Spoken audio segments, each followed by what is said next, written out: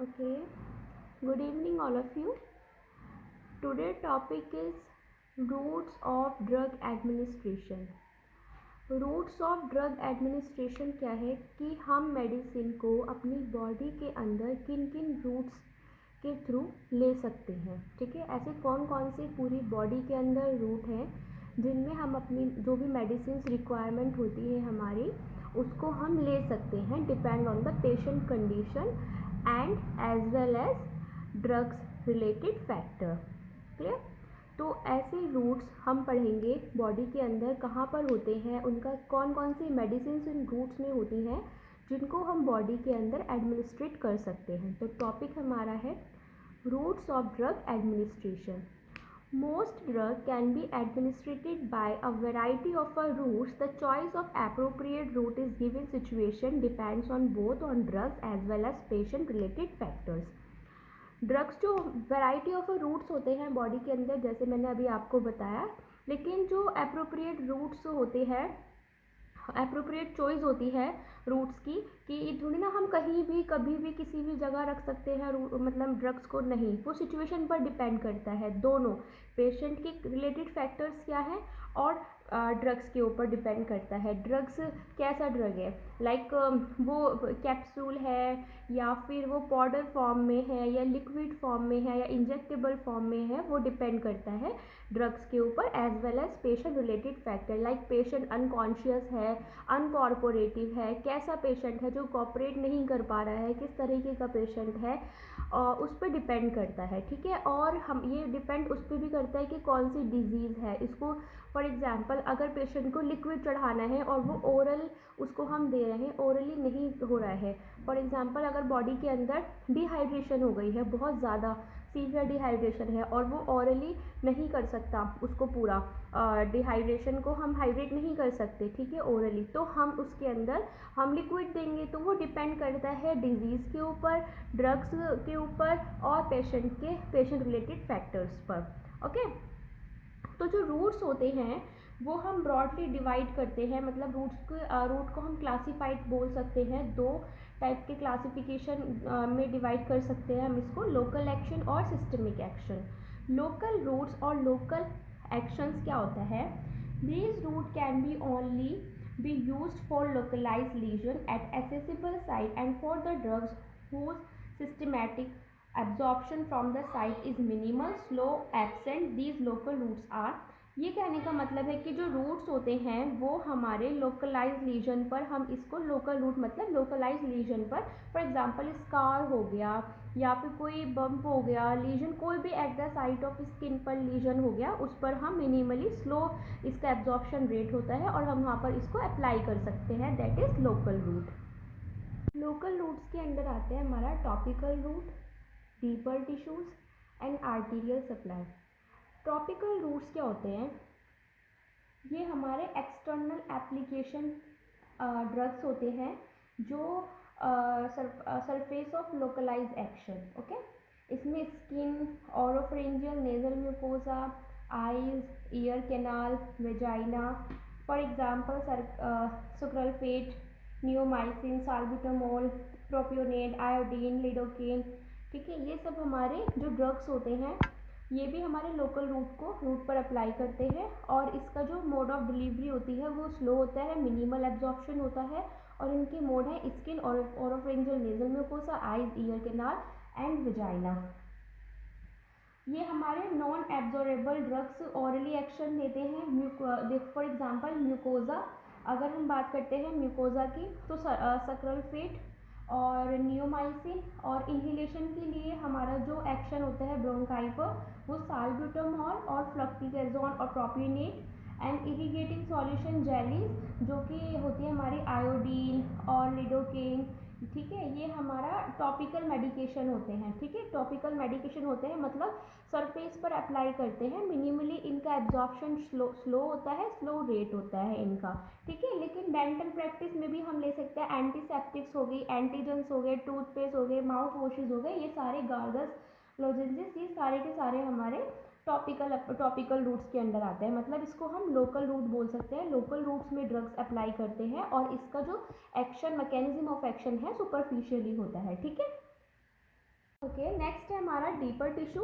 Deeper tissues के जो mode हैं हमारे, देखिए ये हमारे सर्टेन डीप एरियाज होते हैं approaching by the using a syringe and a needle, but the drug should be such in the form that systematic absorption is slow, infiltration around the nerve और इंटरथीकल injection और intra articular injection. इसमें हमारी ऐसे tissues जिनके जो mode होते हैं वो इंट्रा होते हैं, अंदर की तरफ होते हैं, ठीक है, इंजेक्शन फॉर्म में, इंजेक्टेबल फॉर्म में हम करते हैं। फॉर एग्जांपल इंट्राथीकल इंजेक्शन, इसमें लिडोकेन और एम्फोर्टिक्सिन भी आता है।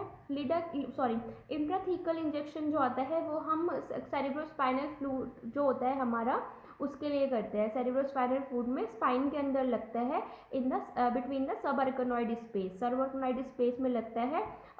इसका पर्पस होता है कि यार हम इन्फेक्शंस को रूल आउट करें, मेनिंजीज और एंसेफेलाइटिस के, या फिर जनरल एनेस्थीसिया या एनेस्थीसिया में भी इसका रोल होता है सीएसएफ का, ठीक है। इसको इंजेक्टेबल फॉर्म में लेते हैं सीएसएफ को, तो ये इंट्राथीकल इंजेक्शन लगता है इसके अंदर। इंट्राथीकल इंजेक्शन रूट होता है ये डीपर टिश्यूज़ को, डीपर टिश्यूज़ में अप्लाई करते हैं। सेकंड आता है intra articular injection. Intra articular injection मतलब हाइड्रोकॉर्टिकोजोन और एसीटेट। हाइड्रोकॉर्टिकोजोन एसीटेट इसमें ये मेडिसिन है, ये ड्रग्स है। और इंट्रा आर्टिकुलर इंजेक्शन मतलब जॉइंट में देते हैं जहाँ पर आर्टिकुलेशन होता है, फॉर एग्जाम्पल अर्थराइटिस। ओए में भी, नी ओए, फॉर एग्जाम्पल नी ओए में भी हम कॉर्टिकोजोन का इंजेक्शन देते हैं, तो इसको हम इंट्रा आर्टिकुलर रूट और इंट्रा आर्टिकुलर इंजेक्शन रूट भी कहते हैं।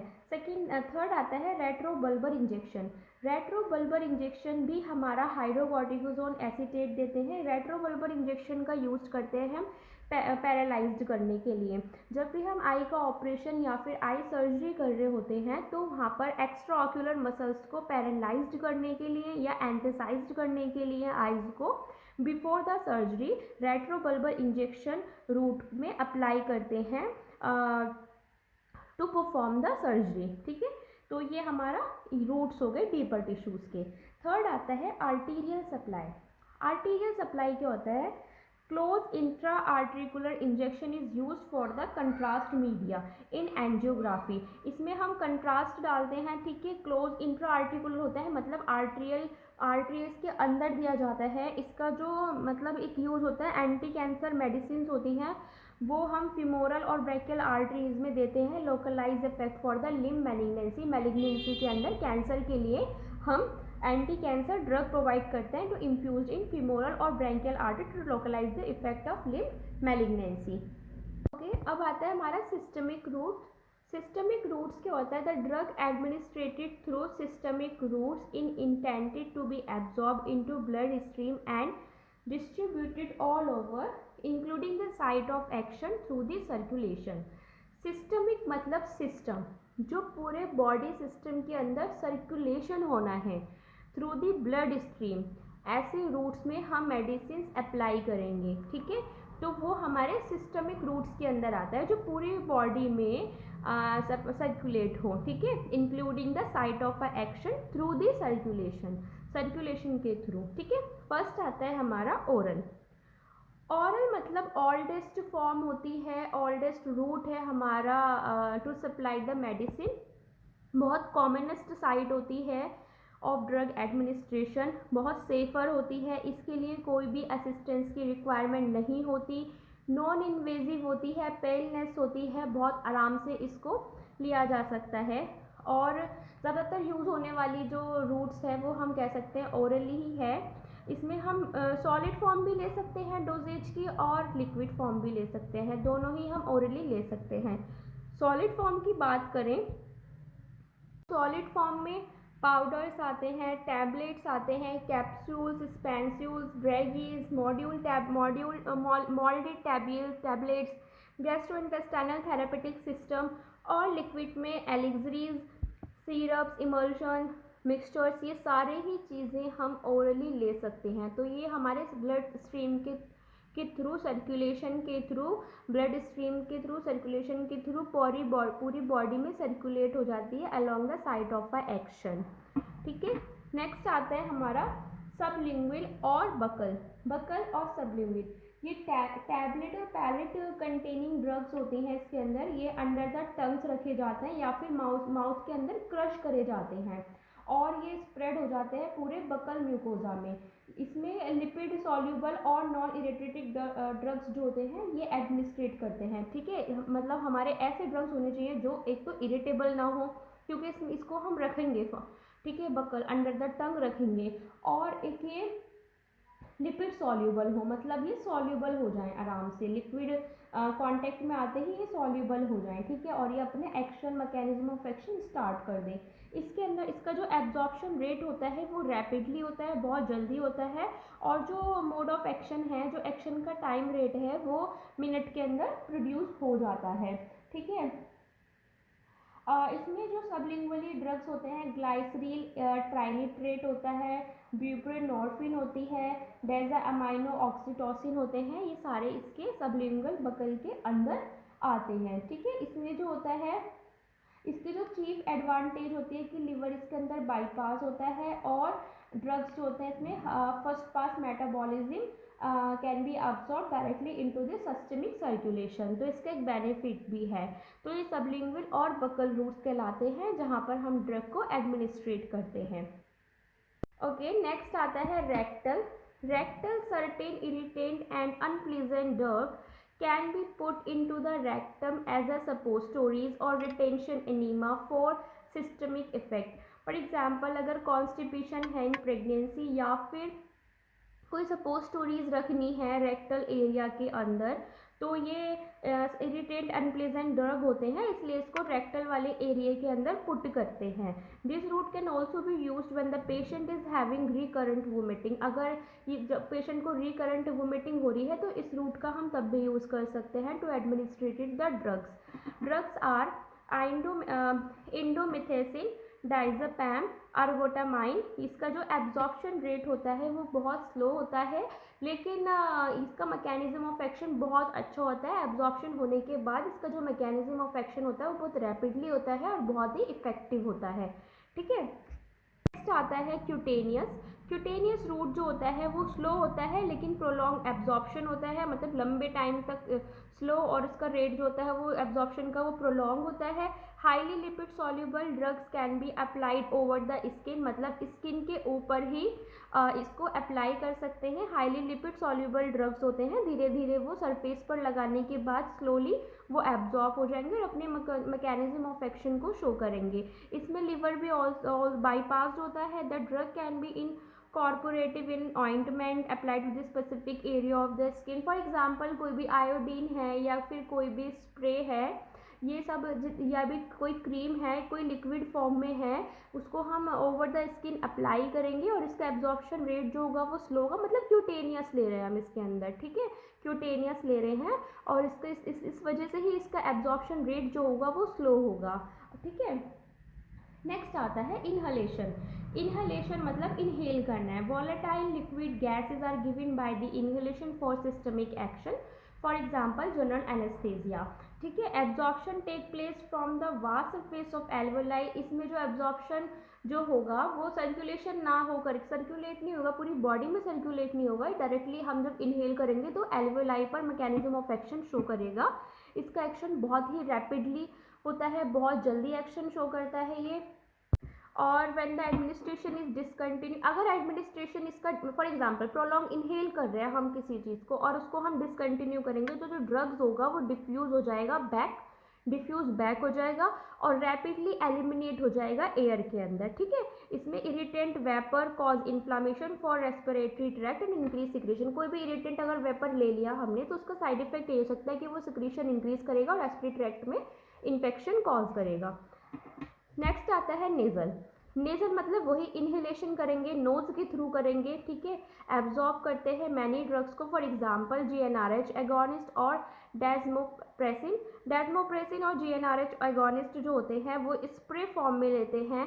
इसमें नेबुलाइजर का भी एक अच्छा एग्जांपल डाल सकते हैं कि नेबुलाइज जो होता है सॉल्यूशन वो इस रूट के थ्रू ही हम यूज होता है, इस रूट के थ्रू ही यूज़ होता है। ठीक है, फॉर रेस्पिरेटरी ट्रैक्ट, निमोनिया है या कुछ भी ब्रोंकल एस्थमा है, जो भी हमें ब्रीदिंग में प्रॉब्लम कर रहा है, प्रॉब्लम क्रिएट कर रहा है, तो उसके लिए हम इन्हेलेशन लेते हैं, इन्हेलर लेते हैं, वो नेज़ल रूट के थ्रू ही जाता है। और इसका जो एक्शन ऑफ मैकेनिज्म होता है बहुत ज़्यादा फास्ट होता है, रैपिडली होता है, और इसका मोड जो होता है वो एल्वेलाई पर होता है। ठीक है, नेक्स्ट आता है पेरिनेट्रल। मतलब पेरिनेट्रल का मतलब प्रे मतलब बियॉन्ड, एंटरनल मतलब इंटेस्टाइन। बियॉन्ड द इंटेस्टाइन होता है। Conventionally parenteral refer to administration by the injection which takes the drugs directly into the tissue, fluid or blood without having to cross the enteral mucosa। इसके अंदर जो भी हम injectable drugs को administrate करेंगे body के अंदर, वो हमारा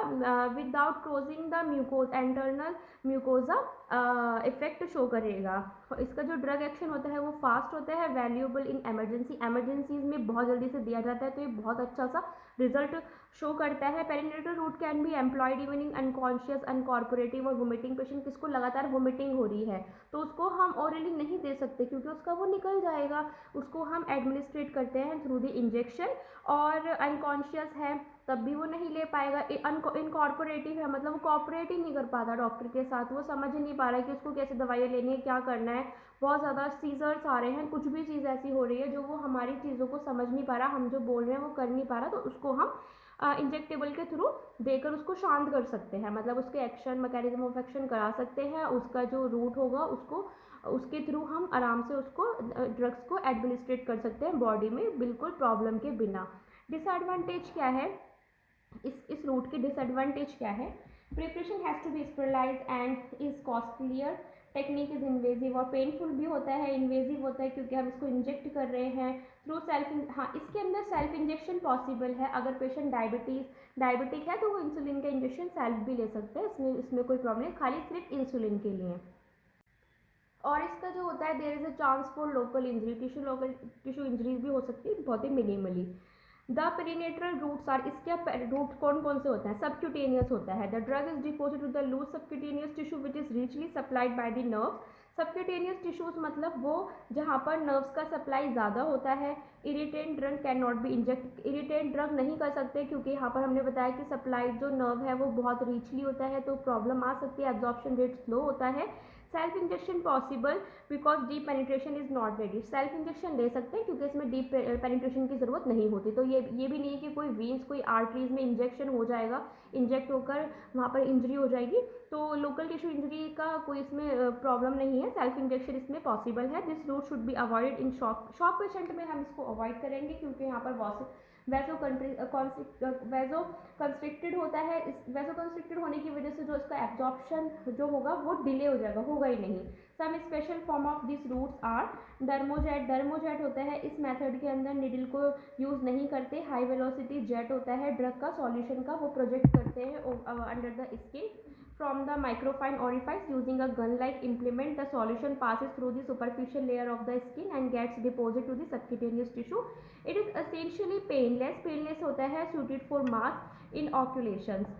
सेकेंड आता है पैलेट इम्प्लांटेशन क्या होता है? The drug as a solid pellet introduce with the trocar and cannula के थ्रू देते हैं, स्लोली देते हैं। इसमें ओवर द वीक और month provide sustain release of, बहुत ही धीरे धीरे हम इसको देते हैं। इसको हम कैन्यूला की मदद से दे सकते हैं, ट्रॉकर की मदद से दे सकते हैं। फॉर एग्जांपल डोका और टेस्टोस्टेरोन के इंजेक्शन या उसकी मेडिसिन। सीएसटिक और नॉन बायोडिग्रेडेबल और बायोडिग्रेडेबल इम्प्लांट सी के होते हैं। क्रिस्टलाइन ड्रग्स होते हैं, पैक फॉर्म में होते हैं, ट्यूब के और कैप्सूल के। सूटेबल होते हैं, इन मटेरियल के सूटेबल होते हैं, इम्प्लांट करते हैं अंडर द स्किन का। ये पैक्ड ट्यूब और कैप्सूल फॉर्म में होते हैं, ठीक है, इन मटेरियल के बने होते हैं। This has been tried for the hormone and ये कॉन्ट्रासेप्टिव्स होते हैं, फॉर एग्जांपल न्यूर प्लांट्स, ठीक है, नॉर प्लांट्स। नेक्स्ट आते हैं आईएम इंजेक्शन। जो आईएम रूट होता है यानी intramuscular. The drug is injected in one of the large skeletal, इसमें हम one of the large skeletal muscles में इसको ड्रग्स को इंजेक्ट करते हैं। For example deltoid, triceps, gluteus Maximus, rectus femoris etcetera. The muscle is, इसमें क्या होता है कि जो सेंसरी नर्व सप्लाई होती है वो लेस होती है। तो अगर हम मान लो कोई वैक्सीन लगा रहे हैं इन ओवर द मसल, ये वाली वैक्सीन कोई भी हम अप्लाई कर रहे हैं, तो इसमें जो होता है सेंसरी नर्व्स को इंजरी होने के बहुत मिनिमल चांस होते हैं क्योंकि ये सुपरफिशियली होता है। अगर सेंसरी नर्व्स में इंजरी होगी तो हमारा कोई भी सेंसरी कनेक्शन टूट सकता है और वहाँ पर पैरालिसिस या पैरालिसिस की प्रॉब्लम आ सकती है। तो इसमें IM का हमारा बहुत फ़ायदा होता है कि हम कोई भी वैक्सीन देते हैं तो ये लार्ज मसल्स होती है, इसमें हम आराम से इंजेक्टेबल कर सकते हैं। मॉरवेस्कुलर एब्जॉर्प्शन रेट जो होता है वो बहुत हाई होता है और लेस पेनफुल होता है, but self injection is offer impracticable, deep penetration is needed. ठीक है। Depot preparation can be injected by the route. IM injection should be avoided in patient taking anti. अच्छा देखो, हमने बताया कि सबक्यूटेनियस इंजेक्शन अवॉइड करना है शॉक पेशेंट में, क्योंकि उनमें वैसो कंस्ट्रिक्टेड होता है, क्योंकि उनकी हीलिंग जो उसमें एब्जॉर्प्शन रेट होगा वो डिलेड हो जाएगा। लेकिन IM इंजेक्शन अवॉइडेड करना है अगर पेशेंट एंटी कोएगुलेंट मेडिसिन ले रहा है, एंटी कोएगुलेंट मेडिसिन पर है, तो वहाँ पर हमें IM इंजेक्शन को अवॉइड करना है। ओके। IV यानी इंट्रावीनियस रूट जो होता है इंजेक्ट करते हैं बॉलस में। ठीक है, ये हम infuse slowly over hours in one of the superficial, इसमें हम वेन्स के अंदर इंजेक्शन को इंजेक्ट मेडिसिन को इंजेक्ट करते हैं। The drug directly reach into the blood streams पर देते हैं और इफेक्ट जो होता है वो उसका प्रोड्यूस इमीडिएटली होता है, इमीडिएटली इफेक्ट देता है, क्योंकि ये ब्लड स्ट्रीम के अंदर हम डायरेक्टली वीन के अंदर इंजेक्ट कर रहे हैं तो पूरे सिस्टमिक सर्कुलेशन में ब्लड सर्कुलेट करेगा और बहुत इमीडिएट इफेक्ट देगा। ग्रेट वैल्यू होती है इसकी, एमरजेंसीज में हम इसको अप्लाई कर सकते हैं। इंट्राडर्मल इंजेक्शन मतलब डर्मा यानी over the skin, the drug is injected into the skin raising a बैथ। For example BCG vaccine, sensitive testing, कोई भी सेंसिटिव टेस्टिंग हम कर रहे हैं किसी भी चीज़ के लिए तो intradermal injection route is very safer side for this vaccine और sensitive testing. This route is employed for specific purpose only. Okay, ये हमारे कुछ रूट्स मैंने अभी आपको बताया जिसमें हम ड्रग्स को एडमिनिस्ट्रेट कर सकते हैं। आई होप कोई आपको ये वीडियो पसंद आई हो। अगर आपको कुछ भी डाउट लगता है या आपको कोई भी रूट्स को दोबारा समझना है, किसी रूट्स की वीडियोस चाहिए या कुछ भी चीज़ आपको दोबारा समझनी है, तो प्लीज़ आप हमें कमेंट सेक्शन में बताएं, कमेंट बॉक्स में कमेंट करके, तो हम उसको अच्छे से और आपको अच्छे से समझाने की कोशिश करेंगे। Thank you for watching.